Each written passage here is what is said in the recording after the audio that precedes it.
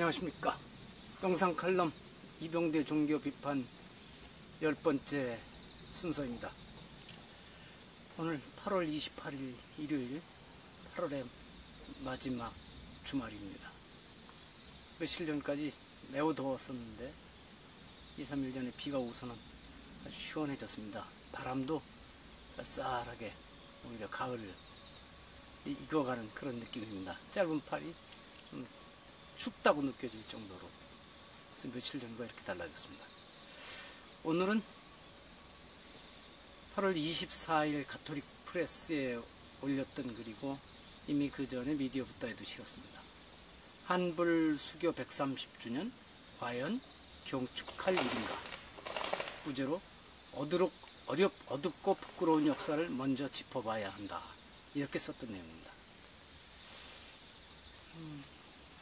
사진이 적어서 잘 안 나올 것 같습니다. 한번 비춰보겠습니다. 이 한불 상호 교류의 해를 소개하는 포스터라고 할까요? 그런 겁니다. 공식 홈페이지에 나와 있는 겁니다.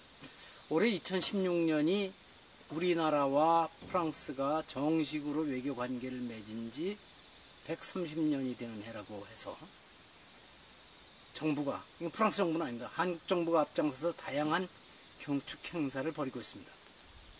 심지어는 프랑스의 명품 제조사들의 요구로 서울의 국립중앙박물관에서 한불 수교 130주년을 기념하는 명품 대전을 열려고 하다가 전임 관장의 반대로 이루어지지 못하게 되었고, 이 기념전이 무산된 데 진노한 정부는, 이럴 때 정부는 아마 대통령일 겁니다. 국립중앙박물관장과 그를 관장하던 문화체육관광부 제1차관을 경질하여 프랑스에 대한 극진한 사모의 마음을 드러내기도 하였습니다. 한불 수교는 오랜 동안 바깥 세계에 문을 닫은 채 중국, 여기서 중국은 명청입니다. 중국 및 일본, 류쿠, 요즘에 오키나와죠. 왕국 등과만 관계를 유지해오던 조선이 영국, 미국에 이어 맺은 공식 외교 관계였으니 그런 일이 있었다 하는 정도로 기념할 수는 있을 것입니다. 그러나 130주년에 특별한 의미를 부여하며 지나칠 정도로 행사 같은 것을 개최하는 데에는 누구라도 동의하기 어려울 것입니다. 여기서 지엽적인 사항을 하나 지적해 보겠습니다. 동아시아의 오래된 기념 방식, 연대를 매기는 방식에서는 대개 60각자식으로 해서 60주년이나 120주년을 기념할 수는 있습니다. 또 서양식으로는 50주년, 100주년, 말하자면 결혼의 은혼식, 금혼식이죠. 50주년, 100주년을 기념할 수는 있을 것입니다. 그러나 130주년이라고 해서 다채로운 이벤트를 준비한다는 데에는 동서고금의 어느 법과 관례, 전통에도 맞지 않는 엉터리 발상이라고 할 수밖에 없을 것입니다. 뭐 다 좋습니다. 현재 대통령께서 프랑스에 대한 그리움과 애정이 각별하시니까 자신의 임기 중에 한불 수교 기념을 하고 싶을 수도 있을 것입니다. 이해는 해줍니다. 그러나 동의는 안 되죠.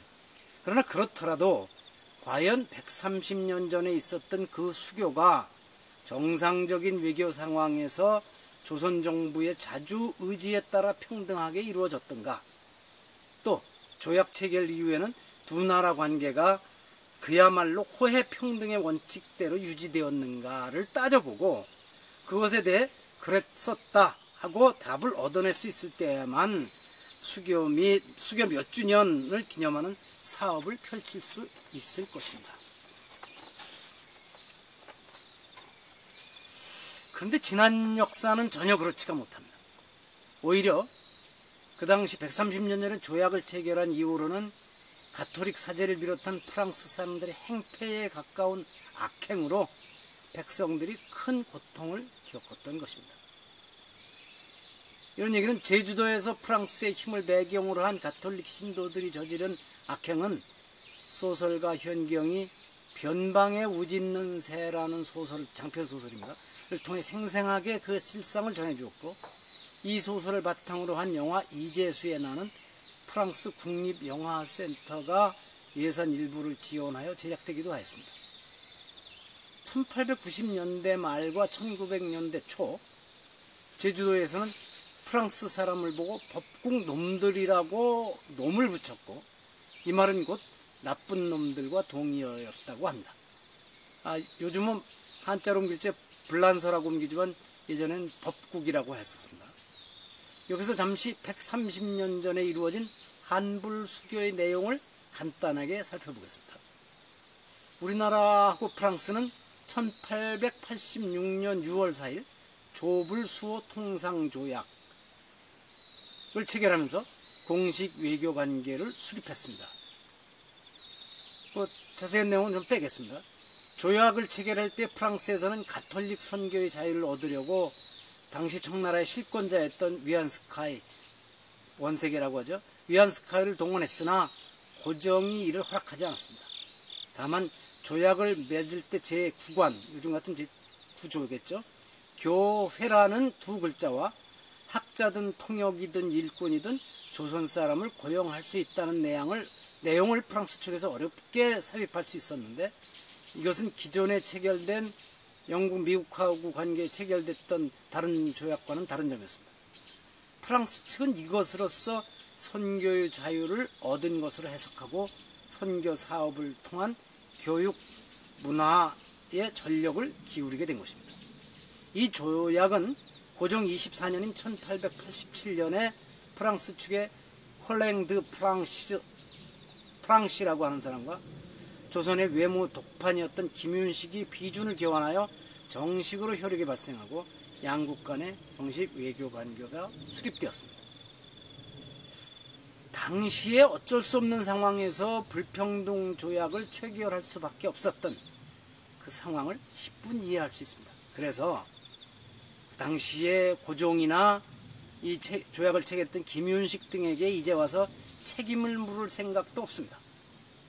그러나 우리가 이 시점에서 130년 전에 이루어진 한불수교를 기념하려면 그 어둡고 부끄러운 역사를 짚어보고 그것이 오늘 우리에게 주는 메시지와 교훈이 무엇인지 곰곰 생각해보는 기회가 되어야 마땅할 것입니다. 그런데 그게 아니라 일방적으로 짝사랑 경축 행사를 펼치는 현재의 정책은 1901년 일명 이재수의 난이 일어났던 제주도에서 프랑스 신부와 그 하수인들에게 쩔쩔매던 제주 관아의 벼슬아치들이나 고종 정권의 고위 인사들이 하던 짓과 하나도 다를 바가 없는 것입니다.